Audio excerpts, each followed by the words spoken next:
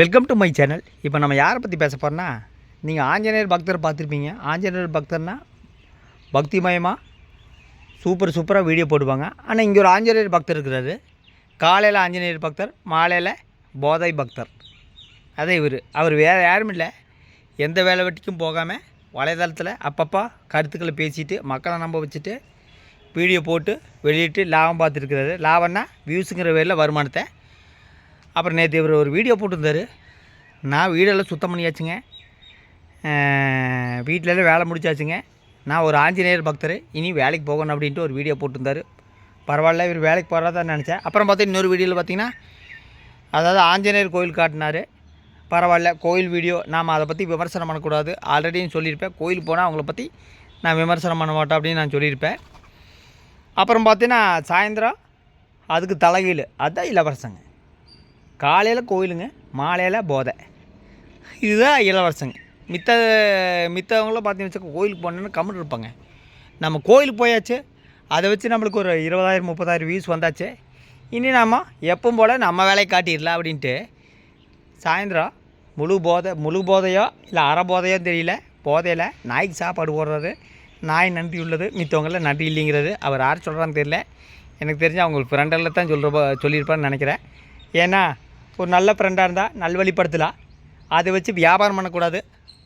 வியாபாரம் எப்படி பண்ணுறாங்கன்னா, இளவரசம் அங்கே போகிறாருங்க, இளவரசம் சாப்பிட்டாச்சுங்க, இளவரசம் குளிச்சாச்சுங்க, நான் இளவரசம் கூட கோயிலுக்கு போகிறேன் அப்படின்னு சொல்லி வியாபாரியை பண்ணிகிட்டு இருக்கிறாரு.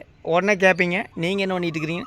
நான் தினம்தான் இளவரசன் செய்த செயல்தான் விமர்சனம் பண்ணுறேன். விமர்சனம் பண்ணுறதுக்குமே கூடவே இருந்துட்டு அவரை பற்றி வீடியோ போடுறதுக்குமே டிஃப்ரெண்ட் இருக்குது. அப்புறம் பார்த்திங்கன்னா, எந்த ஆஞ்சநேயர் பக்தனுங்க காலையில் கோயிலுக்கு போயிட்டு சாயந்தரம் போதையில் இருப்பாங்க? எனக்கு தெரியல. அப்புறம் இவர் ஆஞ்சநேயர் பக்தர்னா எனக்கு தெரிஞ்சு அப்பப்போ ஆஞ்சநேயர் பக்தரை உருவெடுத்து அப்புறம் மக்கள்கிட்ட சொல்லுவார். மொத்தத்தில் நீங்கள் எந்த அளவுக்கு குடிக்காதீங்க சொல்லுவாங்களோ அந்த அளவுக்கு இவர் குடிப்பார். இவரை நல்வழிப்படுத்தோன்னா இவருனால் மட்டும்தான் முடியும்.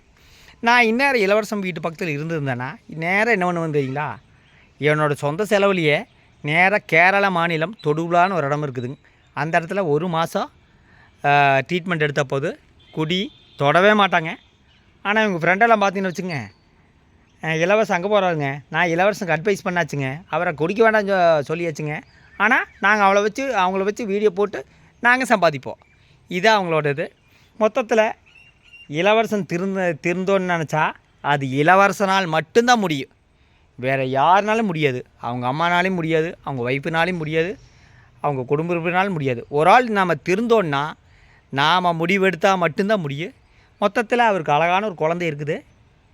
ஆனால் அந்த குழந்தைய நினச்சி பார்க்குறாரு இல்லையா, எதுக்காக போதை போடுறாரு எனக்கு புரியல. அதாவது கடன் தொல்லை இருந்தால் மட்டும்தான் அதிகமாக போதை போடுவாங்க. ஒரு சில பேர் லவ் பெரியனா போடுவாங்க. ஆனால் இவர் எதுக்காக போதை போடுறாருன்னு எனக்கு தெரியலிங்க. என்ன காரணம்னா, அளவுக்கு அதிகமான வருமானம் இருந்தால் இது இப்படி தான் பண்ண தோணும். அந்த காசை முறையாக செலவு பண்ண முடியாது. அப்புறம் பார்த்திங்கன்னா, அவரோட ஃப்ரெண்ட் ஒருத்தர் இருக்கிறது, கண்ணாடிக்காரர். யாருன்னு உங்களுக்கே தெரியும். வாயத்தோ தான் பொய்யை தான் பேசுவார், உண்மையாக பேசுகிறதில்ல. என்ன காரணம்னா, அதாவது நீங்கள் பொதுவாக ஒரு இடத்துக்கு வேலைக்கு போனால் என்ன பண்ணுவீங்க? வேலைக்கு போனால் சாயந்தரம் வந்து வீடியோ போடுவீங்க. நாங்கள் வேலைக்கு கிளம்பிட்டேங்க ஃப்ரெண்ட்ஸ். அப்புறம் ஒருத்தர் என்னங்கிறாரு, அங்கே வீடியோ எடுக்க முடியாதுங்கிறாரு. இன்னொருத்தர் என்னங்கிறாரு, இங்கே டவர் இல்லைங்கிறாரு. அப்புறம் அங்கே ஒருத்தர் என்னங்கிறாரு, எனக்கு அங்கே ஃபேன்ஸ் நிறைய பேர் இருக்கிறாங்க, அங்கே யாருமே மொபைல் அலோடு இல்லை, நான் போய் திருட்டுத்தனமாக வீடியோ எடுத்தா அப்போ அவங்களுக்கு தெரிஞ்சு அவங்களுக்கு பிரச்சனை வரும். அப்புறம் கம்பெனி ஓனருக்கு போகு. வேலைக்கு போய் உழைச்சி முன்னேறதை பற்றி இல்லை, அங்கே வேலைக்கு போய் வீடியோ எடுக்க முடியுமா எடுக்க முடியாதா, இதை பேச்சு. என்ன காரணம்னா, இவங்களை பார்த்துங்க, ஒரு உழைக்கிறவர் வந்து என்ன பண்ணுவாங்க தெரியுங்களா? காலையிலேருந்து போய் சாயந்தரம் வரைக்கும் உழைச்சிட்டு, நான் அந்த கம்பெனியில் என்னென்ன வேலை செஞ்சேன், இந்த மாதிரி வேலை செஞ்சேன், அந்த மாதிரி வேலை செஞ்சேன்னு சொல்லுவாங்க. அப்புறம் பார்த்தீங்கன்னா, எந்த கம்பெனிலேங்க கோயிலுக்கு போகிறதுக்கு பர்மிஷன் கொடுத்துட்டு அதுக்கப்புறம் நான் வந்து லஞ்சுக்கு வந்தேன், அரை மணி நேரத்தில் இப்படி உள்ளே போக முடியும், பஞ்சு பண்ண முடியும். மொத்தத்தில் பார்த்திங்கன்னா இவங்கெல்லாம் மக்களை முட்டாளாக்கிட்டு இருக்கிறாங்க.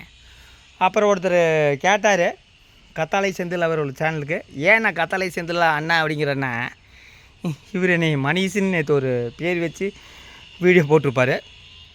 நானும் சொல்கிறேன், அதாவது சக்திவேல் அண்ணன் ஏன் கமெண்ட் பண்ணலன்னு திருப்பி கேட்டார். அவர் எக்ஸ்பிளைன் பண்ணுறாரு. நான் சக்திவேல் அண்ணனுக்கு கமெண்ட் பண்ண மாட்டேன், அவரோட சேனலை பிளாக் பண்ணியிருக்கிறேன். சேனல் பிளாக் பண்ணுறதுக்கு புது விளக்கமெல்லாம் கொடுக்குறாரு. ஹைடு பண்ணால் அது ஆட்டோமேட்டிக்காக பிளாக் ஆகிடு. இதில் என்ன விளக்கம் கொடுக்குறாரு, எதனால் அப்படின்னு அவர் கேட்குறாரு. இல்லைங்க, அவர் என்னை பச்சோந்தி அப்படின்னு சொன்னார் அப்படிங்கிறாரு. முதல்ல அதாவது சக்திவேலன் நல்ல கமெண்டெல்லாம் போட்டிருந்தார். இவர் திருப்பி பதில் அளிச்சுட்டு இருந்தார். ஆனால் அவர் கேட்ட எல்லா கேள்விகளுக்கும் என்னால் பதில் அளிக்க முடியலன்னு ஒன்று சொல்கிறாரு. மொத்தத்தில் கத்தாழை செந்தில் அண்ணனுக்கு புரிதல் இல்லைன்னு நான் நினைக்கிறேன். ஏன்னா அவர் மரியாதை தான் பேசுகிறார். அவர் மாதிரி என்னால் திட்ட முடியாது. அவர் தான் நீ திட்டுவார். ஆனால் நான் அவருக்கு திட்ட மாட்டார். ஏன்னா அவரோட வயசுக்கு ஒரு மரியாதை இருக்குது. அந்த மரியாதை நான் கொடுக்குறேன். அப்புறம் பார்த்தீங்கன்னா அந்த கண்ணாடிக்காரை பற்றி சொல்லணுன்னா, நீங்கள் ஒரு 40 வீடியோ 50 வீடியோ பூரா இளவரசனை பற்றி தான் இருக்குது. ஏன்னா அவருக்கு சுயதரமே ஒன்றும் கிடையாது. இளவரசன் இல்லாத ஏதோ ஒரு வீடியோ போட்டிங்கன்னா ஒரு 200-300 தாண்டாது. அப்புறம் அப்பப்போ 6 மாதத்துக்கு முன்னாடி திட்டுவார். இப்போ நல்ல விளையாட்டு பேசுவார். சேனல் வளர்த்தோன்னே என்ன பண்ணுறது, நம்ம இளவரசன் தயவு தேவைப்படும். ஏன்னா இளவரசன் இருந்தால் தான் நம்ம சேனலே முன்னோக்கி போக முடியும். இல்லைன்னா நம்மளுக்கு யூடியூப் சேனலில் வியூஸ் வராது. சீக்கிரம் எப்படி $100 இருக்கோன்னா இளவரசன் அங்கே போனார் இங்கே போனார். இது தான் நீங்கள் காலையில் ஆஞ்சநேயர் கோயிலுக்கு போயிட்டு சாயந்தரம் போதையை போடுற ஆள் எங்கேயும் நீங்கள் பார்க்க முடியாது. இவரை பார்க்க முடியும். இவருக்கு போய் நீங்கள் அண்ணா குடிக்காதீங்க நீங்கள் என்ன சொன்னாலுமே இவர் குடிக்காமல் இருக்க முடியாது. என்ன காரணம்னா, இவர் குடியை நிறுத்தோன்னா இவர் மட்டும்தான் முடியும். இல்லைன்னா இவங்க மனைவி அவங்க கூட இருந்தால் குடிக்க மாட்டார் நான் நினைக்கிறேன். ஆனால் திருப்பியும் அவர் குடிப்பார்.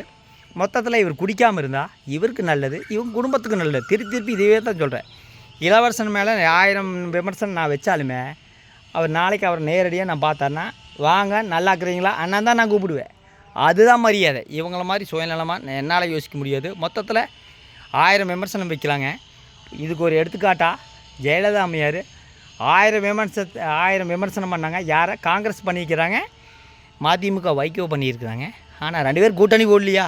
2 பேர் எலெக்ஷன் ஒன்றா சந்திச்சாங்களேங்க. அதே மாதிரி தாங்க இளவரசன் மேலே 1000 விமர்சனம் வச்சாலுமே அவர் நேருக்கு சந்திக்கும் போது நல்லா இருக்கிறீங்களா நான் கேட்பேன். இன்னும் அவர் எந்த ரியாக்ஷனில் எடுத்தாலும் எனக்கு அதை பற்றி கவலை இல்லைங்க. மொத்தத்தில் இளவரசன் குடிக்காமல் இருக்கோன்னா அது இளவரசனால் மட்டும்தான் முடியும்.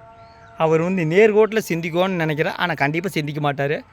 அவர் என்னை திட்டி தான் வீடியோ போடுவார்னு தவிர ஒரு நாளும் கூடி நல்லது சொன்னதில்லை. மொத்தத்தில் காலையில் ஆஞ்சநேயர் கோயிலுக்கு போயிட்டு சாயந்தரம் போதை போட்டுக்கிறாங்கன்னா என்ன சொல்கிறதுனே எனக்கு புரியல. எந்த ஆஞ்சநேயர் பக்தருமே இந்த மாதிரி போதை போட்டதில்லை. ஆனால் இவர் போதையிலேருந்து திருந்தோன்று நான் நினைக்கிறேன். அது நல்வழிப்படுத்தோன்னா ஒன்றா இளவரசனோட அம்மா அவங்க இருக்கணும், இல்லைன்னா அவங்க மனைவி இருக்கணும். மனைவி இது பார்த்து ரசிக்கிறாங்களா எனக்கு தெரியல. மொத்தத்தில் அவருக்கு ஒரு 25,000 வியூஸ் வந்திருக்குது. ஒருவேளை இதுவும் கண்டாண்டா இந்த எனக்கு தோணுது. மொத்தத்தில் வலைதளம் இருக்குதுங்க. இந்த மாதிரி போதை போட்டு ஆட்டம் போட்டு இருக்கிற ஆளுக்கு தான் வலைதளம் நல்லா யூஸ் ஆகுது. நல்ல வீடியோ போகிற ஆளுக்கு வலைதளம் யூஸே இல்லை, பார்க்கவே மாட்டாங்க. அது 25,000 பேர் பார்த்துருக்குறாங்க. மொத்தத்தில் இளவரசன் ஒன்று பண்ணோன்னு, அதாவது சுயநலவாதி ஃப்ரெண்டுகளில் விட்டு போட்டு நல்ல ஃப்ரெண்டு கூட வச்சா இளவரசன் முன்னேறுவார்னு நினைக்கிறேன். சுயநலவாதி ஃப்ரெண்டுன்னு யாருன்னு உங்களுக்கே தெரியும். மொத்தத்தில் அவங்க அப்பா சொன்ன மாதிரி நல்ல ஃப்ரெண்டு கூட இருந்தால் இளவரசன் முன்னேறுவார், கண்டிப்பாக முன்னேறுவார். அவர் குடியை நிறுத்தோன்னா நல்ல ஃப்ரெண்டு கூட சேரோன்னு நான் நினைக்கிறேன். அதனால் நான் இப்போ பொதுவாக தான் சொன்னீங்க, யாரையும் சொல்லலை. நல்ல ஃப்ரெண்டு யார், சுயநல ஃப்ரெண்டு யாருன்னு நல்லா உங்களுக்கு தெரியும். மொத்தத்தில் காலையில் கோயிலுக்கு போனார், சாயந்தரம் போதை போட்டு. இது என்ன சொல்கிறேன்னு தெரியல.